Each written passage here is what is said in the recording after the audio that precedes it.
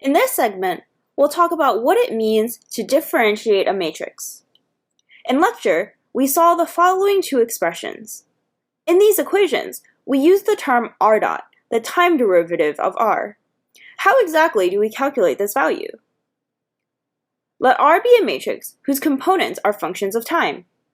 Then, r dot is a matrix whose components are the time derivatives of the components of R.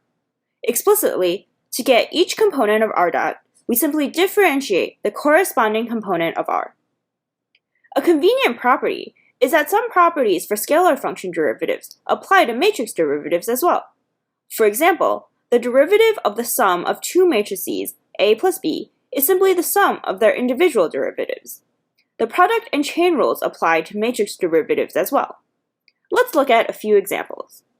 Consider the following matrix R.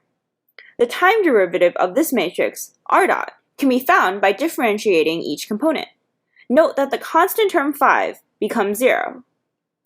Now, suppose R is a rotation matrix that represents a rotation about the z-axis.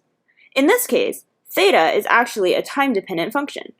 Therefore, to calculate r dot, we need to use the chain rule. The resulting expression for r dot will be in terms of theta dot, the time derivative of theta. We can see from the second step that we can factor out constant scalar terms from the matrix.